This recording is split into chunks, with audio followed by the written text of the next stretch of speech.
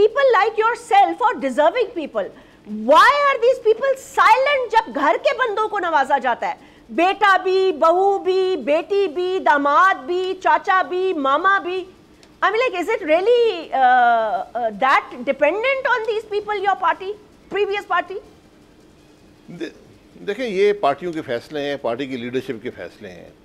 इसका नफ़ा नुकसान भी उनको बर्दाश्त करना पड़ता है. ये सब बातें घर के अंदर सोचनी चाहिए. ये बाहर करने वाली बातें नहीं. घर का मतलब जमात के अंदर, ये बाहर करने वाली बातें नहीं हैं. इनको बाहर से आप डिबेट नहीं कर सकते. तो जो भी ये सोच है, इसको जमात ने कबूल किया है, तो अब इसका नफ़ा नुकसान भी जमात के हिस्से में ही आएगा.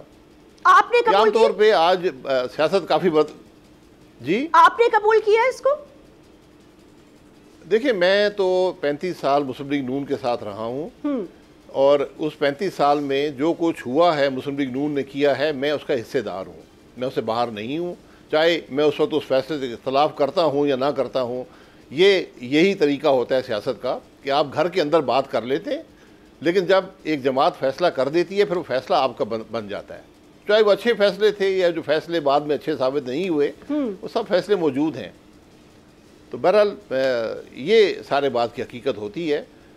लेकिन मुश्किल ये यानी मुश्किल बात ये है कि जमात के अंदर भी बात करने वाले लोग आपको कम मिलते हैं. ये हमारे निज़ाम में एक खामी है. और मैं सिर्फ मुस्लिम लीग नून की बात नहीं कर रहा, सब जमातों के अंदर यही माहौल होता है कि उसके अंदर डिसेंट जो है वो बर्दाश्त नहीं की जाती, और उसको डिस्करेज हो जाते, लोग बात नहीं करते. फिर नहीं अबाई साहब, ये बड़ी स्ट्रेंज बात है ना कि आज के दौर में भी बहुत सीनियर सियासतदान जो अपनी सूझबूझ रखते हैं, अपने हलके में काम कर चुके हैं, उनकी लोग इज्जत करते हैं, उसके बावजूद वो आने वाले सियासतदानों के बच्चों के पीछे हाथ बांधकर माजरत के साथ खड़े हुए हैं, उनकी हाँ में हाँ मिला रहे हैं, कोई अपनी बात नहीं कर रहे. तो ये मतलब है आज के दौर में भी हम यही सियासत करेंगे? बस हमने यही सीखा.